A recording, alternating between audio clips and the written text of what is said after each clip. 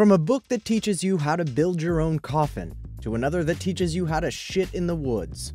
Yep, we take a look through 10 of the most ridiculous books that actually exist.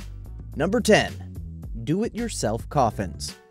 We'd like to say the weirdest thing about this book is its subject matter, but we can't. It's the people who read it and actually try to build their own coffins. DIY books can come in many odd flavors. Sure, people may want to craft a coffin for their little pet, but for old granny? Some folks may be interested in woodworking as a career, and it's really the only normal way to see this, but apparently the book sucks. Some measurements are missing, and some aren't even correct. By the time you actually figure it out and build it, you will probably end up needing it. Number 9. How to disappear completely. This supposed handbook, for those who really have something to hide, features sections dedicated to procuring new identification papers, finding a job, pseudocide, and more. But it is hard to take advice from an author who misspells the word disappear, not once, but 7 times. It's also unfortunately almost 20 years out of date. Avoiding paper trails are the least of a would-be disappearer's worries these days, with all the technology and such. Number 8. Dating for under $1. Don't be so quick to label buyers of this book a cheap date.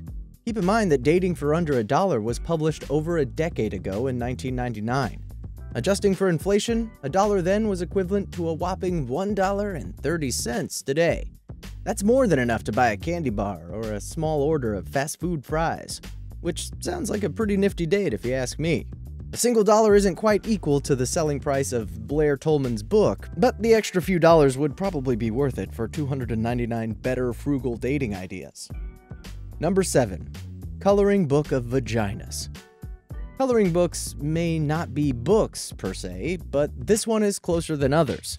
There are puzzle activities to go along with the illustrations, so you can enjoy all sorts of vaginas for hours on end. Although customers rate it highly on Amazon, you can't help but think how ridiculous this book is, despite its categorization of erotica. The best review online saying, "In my mind, at least my private parts have progressed from the drab Middle Ages to a technicolor age of Aquarius." Number 6. Treat your own neck. In the days before hypochondriacs could be satisfied by a quick WebMD search for symptoms like stiff elbow or sore ankles, Spinal Publications New Zealand Limited and physical therapist Robin McKenzie released a handy paperback guide to self-care for all neck-related problems. Reviews of the book range from highly recommend to a warning that some of the exercises might be quite harmful to those with pre-existing arthritis. Exercise caution when reading. Number 5. Stray shopping carts. So this book is actually pretty weird if you think about it. We can imagine wild herds of shopping carts grazing on parking lots. The author even went to the trouble of creating a classification system for abandoned shopping carts, accompanied by photographic documentation of actual stray cart sightings. This is another example of a highly rated book on this list, and although only 15 people or so have rated it, there's nothing below 4 stars. Number 4. Royal Knits.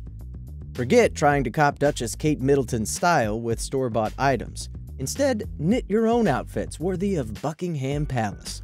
The book includes patterns for a yarn replica of the St. Edward's crown, as well as an original design for a pair of slippers that look like corgis, in a nod to the reigning monarch's preference for the Welsh herd dogs. A guardman's iconic bearskin hat, however, might be beyond the book's scope. Number 3. Bomb-proof your horse. Although it's true that horses spook easily, bomb-proofing sounds a bit drastic, don't you think? As if this book's techniques aren't enough for a worried horse owner, there's a sequel entitled Better Than Bomb-Proof: New Ways to Make Your Horse a Solid Citizen and Keep You Safe on the Ground, in the Arena, and on the Trail. Number 2. How to Avoid Huge Ships. Another one that might throw you for a loop, How to Avoid Huge Ships, is just that, a book about how to avoid huge ships. So why would someone author a book like this? Apparently, an old captain was tired of running over fools in their pleasure boats and wanted to educate those same fools in a futile effort to save their lives, and felt it was time to enlighten the world. It just seems like such an obvious thing, though. We wonder if there's any books about how to not get run over by a car. Number 1. How to Shit in the Woods. Another popular book by many customer reviewers. how to shit in the woods isn't a joke, but it isn't completely serious either. You'd think that relieving yourself in the woods is one of the most basic of instincts that a book on the subject becomes unnecessary. But no. The book mainly goes into a few tips on how to be cleaner about going in the woods. But it's probably not worth your money or time. As one reviewer put it, perhaps it is intended to be used for wiping yourself after practicing some of the poorly described techniques within.